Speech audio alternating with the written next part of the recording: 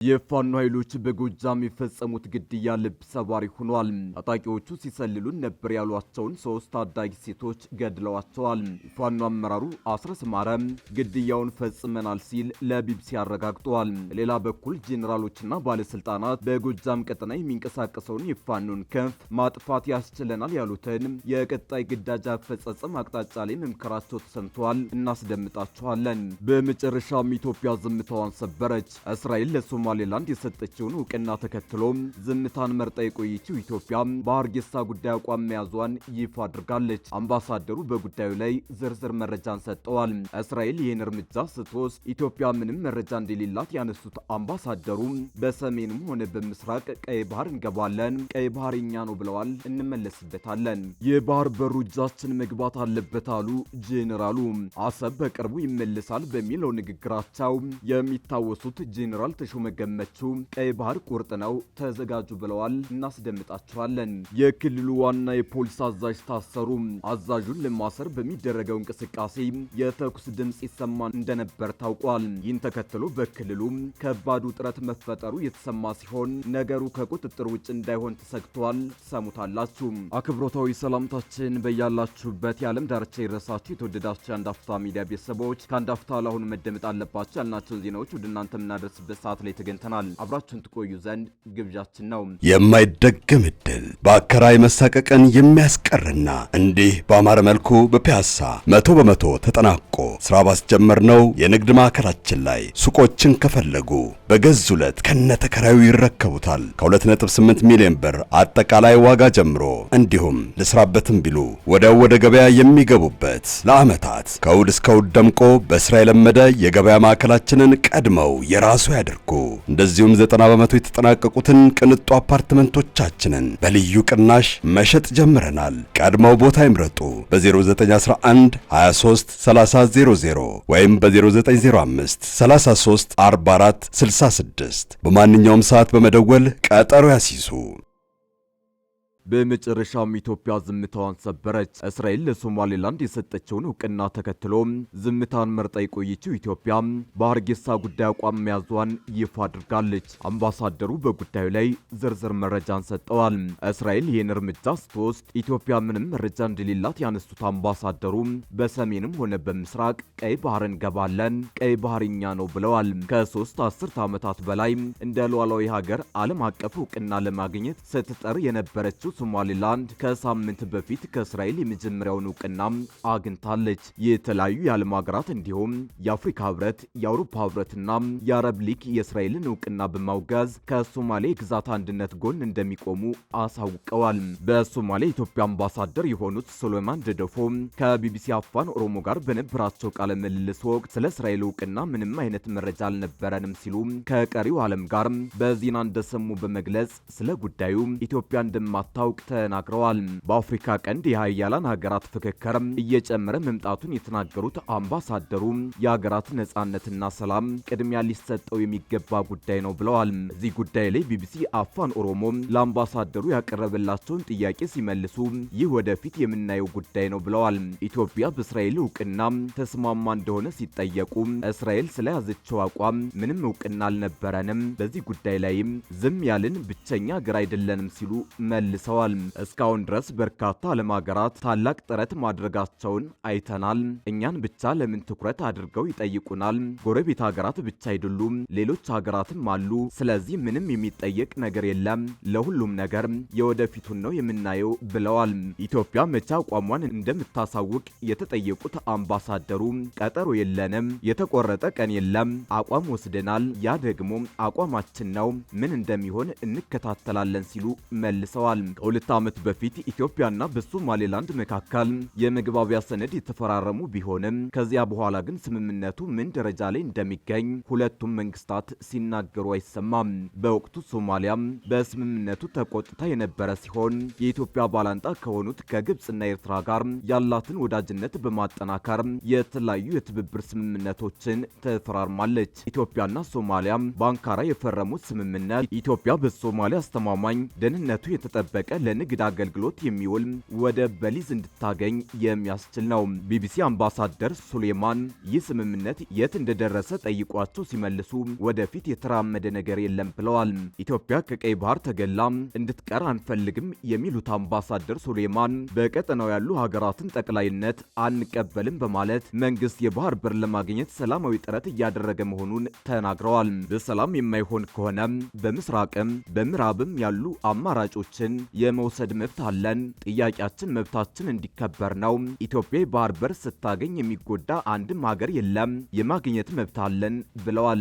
ሌሎቹ ቀይ ባህር ላይ ክንዳቸውን ለማሳየት እየተረባረቡ ነው ያሉት አምባሳደር ሱሌማን ቀይ ባህር የኛ ነው፣ የኛ ምርጫ ሁሌም ሰላማዊ መንገድ ነው ብለዋል። ይህ የማይሆን ከሆነስ ተብለው የተጠየቁት አምባሳደሩ በቀጥታ ወደ ጦርነት ስለመግባት ባይናገሩም ይህን የሚያህል ሀገር ታፍኖ ተዘግቶ ይቀመጣል ማለት እንዳልሆነ አመላክተዋል። የፋኖ ኃይሎች በጎጃም የፈጸሙት ግድያ ልብ ሰባሪ ሆኗል። ታጣቂዎቹ ሲሰልሉን ነበር ያሏቸውን 3 ታዳጊ ሴቶች ገድለዋቸዋል። የፋኖ አመራሩ አስረስ ማረም ግድያውን ፈጽመናል ሲል ለቢቢሲ አረጋግጧል። በሌላ በኩል ጄኔራሎችና ባለስልጣናት በጎጃም ቀጠና የሚንቀሳቀሰውን የፋኖን ክንፍ ማጥፋት ያስችለናል ያሉትን የቀጣይ ግዳጅ አፈጻጸም አቅጣጫ ላይ መምከራቸው ተሰምቷል። የምስራቅ እዝ አዛዥ ሌተናል ጄኔራል መሐመድ ባህር ዳር ከተማ ወታደራዊና ፖለቲካዊ አመራሮችን ሰብስበው በቀጣዩ ግዳጅ አፈጻጸም ላይ አቅጣጫ መስጠታቸውን መከላከያ ሚኒስቴር ያስታውቋል። ከ2 ዓመት በላይ ያለሳለሰ ከባድ ውጊያ እያስተናገደ በቀጠለው ጎጃም ቀጠና በቀጣይ ጠንካራ እርምጃ እንደሚወሰድ በባህር ዳሩ ግምገማ አቅጣጫ መቀመጡን መከላከያ አስታውቋል። እነዘመነ ካሴ የሚመራው የአማራ ፋኖ ብሔራዊ ኃይል አፋባ ቴዎድሮስ እዝ ያነገበውን የክልሉን መንግስት የማፍረስ ዓላማ ከሽፎ ተስፋ እየቆረጠ መሆኑን ጄኔራሉ ተናግረዋል። በጎጃም የተሰማራው ምስራቅ እዝ በፈጸመው ግዳጅ የፋኖ ዓላማ እንዲከሽ እንዲበታተንና ተስፋ እንዲቆርጥ ማድረጉን ጄኔራል መሐመድ ተሰማ ገልጸዋል ተብሏል። በግምገማው የምዕራብ ጎጃም፣ የሰሜን ጎጃም፣ የአዊ ብሔረሰብ አስተዳደር ዞንና የባህር ዳር ከተማ የግዳጅ አፈጻጸምና የቀጣይ አቅጣጫን ተገምግሟል። የቀጠናው ጸጥታ ግብረ ኃይል ሰብሳቢ ሌተናል ጄኔራል መሐመድ በመሩት ግምገማ በነዘመነ ካሴ የሚመራው ፋኖ ላይ በደረሰበት ከፍተኛ ምት የተገኘውን አንጻራዊ ሰላም የተሟላ ለማድረግ ሕግ የማስከበሩ ግዳጅ ተጠናክሮ ይቀጥላል ተብሏል። በአማራ ክልል ላይ ተደቅኖ የነበረውን የመፍረስ አደጋ ጄኔራሉ የሚመሩት እዝና የክልሉ የጸጥታ አካላት በመጣመር የፋኖን ሚዛን መቻሉን ጠቁመዋል። ወዲህ ደግሞ የጎጃም ቀጠና ፋኖ ከመንግስት ሰዎች ስምሪት ተቀብለው ሲሰልሉኝ ነበር ባላቸው 3 ሴት ወጣቶች ላይ እርምጃ መውሰዱን አረጋግጧል። የአካባቢው ባለስልጣናት በበኩላቸው ወጣቶቹ እንደተባለው የፋኖ ታጣቂዎችን ለመሰለል የተሰማሩ አይደሉም በማለት አስተባብለዋል። በአማራ ክልል ምስራቅ ጎጃም ዞን ውስጥ በሚገኘው ደብረ ኤልያስ ወረዳ 3 ወጣት ሴቶች በአካባቢው በሚንቀሳቀሱ የፋኖ ታጣቂዎች ተገድለው ተገኝተዋል። ድርጊቱ መፈጸሙን ለቢቢሲ ያረጋገጡት የአማራ ፋኖ ብሔራዊ ኃይል ማዕከላዊ ኮማንድ አባል አስረስ ማረ ዳምጠ 3ቱ ሴቶች ለጠላት ሲሰልሉ በመገኘታቸው እርምጃ መወሰዱን በመጥቀስ እርምጃውን ትክክለኛ አድርገው ለማሳየት መሞከራቸው አስገራሚ ሆኗል። ይህንን የስለላ ስራቸውን ሪፖርት የሚያደርጉት በአካባቢው ላሉት የሚሊሻና የመከላከያ እንዲሁም የአድማ ብተና አመራሮች መሆኑ በሚገባ የተረጋገጠ ነው ሲሉ ለቢቢሲ ተናግረዋል። እንደ ይፋኖ አመራሩ ገለጻ 3ቱ ሴቶች የተያዙት ወታደራዊ ስልጠና ከሚወስዱ ምልምሎች ጋር በመመሳሰል በስልጠናው ቦታ ስልጠና የሚወስዱ መስለው ለምዝገባ በቀረቡበት ወቅት በታየባቸው የሰላይነት ምልክት የተነሳ ነው። የደብረ ኤልያስ ወረዳ ባለስልጣናት በበኩላቸው ግድያው የተፈጸመው የቀን ስራ ላይ ተሰማርተው በነበሩ ሴቶች ላይ እንደሆነ በመግለጽ ታጣቂዎችን ከሰዋል። ከሟቾቹ አንዷ የሆነችው ሙያነሽ ተሾመ የ17 ዓመት ታዳጊ እንደነበረች የሰላምና ደህንነት ጽሕፈት ቤት ኃላፊው ደምስ ተናግረዋል። ትህትና አለኸኝና መልካም ታዲ የተባሉት ሁለቱ ሟቾች ደግሞ 18 እና 19 ዓመታቸው እንደነበር ገልጸዋል። 3ቱ ሴቶች ላይ የተፈጸመው ግድያ ግድያ ለመጀመሪያ ጊዜ ይፋ የሆነው በአካባቢው ከሚንቀሳቀሱት የፋኖ ታጣቂዎች ጋር ግንኙነት ያላቸው የፌስቡክ ገጾች ባጋሩት ልጥፍ ነው። በአማራ ፋኖ ብሔራዊ ኃይል ቴዎድሮስ እዝ 206ኛ ኮር የህዝብ ግንኙነት ስም ፌስቡክ ላይ 206ኛ ኮር የህዝብ ግንኙነት ስም ፌስቡክ ላይ የተለጠፈ ጽሑፍ የጠላትን ተልዕኮ ተቀብለው ለ9 ወራት መረጃ ሲያቀብሉ በነበሩ ባንዳዎች ላይ እርምጃ መወሰዱን ይገልጻል። የባህር በሩ እጃችን መግባት አለበት አሉ ጄኔራሉ። አሰብ በቅርቡ ይመለሳል በሚለው ንግግራቸው የሚታወሱት ጄኔራል ተሾመ ገመቹ ቀይ ባህር ቁርጥ ነው ተዘጋጁ ብለዋል። የኢትዮጵያ የባህር በር ጥያቄ ቁርጥ ሆኗል፣ ወደ ኋላ የለም ተብሏል። ጄኔራሉ ይህን ጉዳይ አጽንተዋል።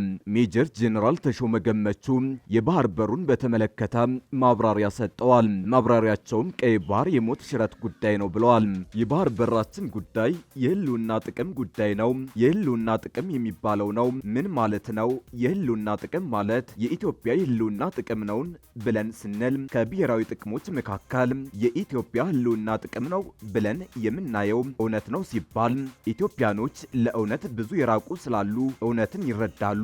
የባህር በራችን ጉዳይ የህልውና ጉዳይ ነው ስንል እውነት ነው። ህልውና ነው ሲባል ብሔራዊ አጀንዳ ነው። ሰርቫይቫል ነው ስንል ቤታችን ነው የሚገባው። የአርሶ አደሩ ቤት ይገባል፣ የነጋዴው ቤት ይገባል፣ የወጣቱ ቤት ይገባል፣ የተማሪ ቤት ይገባል። ሁሉም ጋር ነው የሚገባውና ብሔራዊ አጀንዳ ነው የሚለውን በደንብ መያዝ አለብን በማለት ሰፊ ገለጻና ማብራሪያ ሰጠዋል። ጄኔራሉ ቀጥለው አሁን ያለብንን ተግዳሮት አሁን ያለው ትውልድ ተሸክሞ ካላለፈ ለማንም የምንሰጠው ዕዳ ስላልሆነ ተሸክመን ነው የሚመጣው ትውልድ አሁን እኛ የተሸከምነውን መልሶ እንዳይሸከም ማድረግ መቻል አለብን። እውነት ነውና ጨከን ብለን ሰብሰብ ብለን ብሔራዊ አጀንዳ ነው ብለን እንሻገረዋለን ብለን እናገኘዋለን ብለን ነገ ቀን ይወጣል ብለን ይለወጣል ይሄ ጉዳይ ብለን በተለይ ዓለም ከኛ ጋር ቁሟል የሚለውን ሰንቀን ይሄን ነገር እጃችን ላይ ማስገባት አለብን ሲሉ ንግግራቸውን ቋጭተዋል። የክልሉ ዋና የፖሊስ አዛዥ ታሰሩ። አዛዡን ለማሰር በሚደረገው እንቅስቃሴ የተኩስ ድምጽ ይሰማ እንደነበር ታውቋል።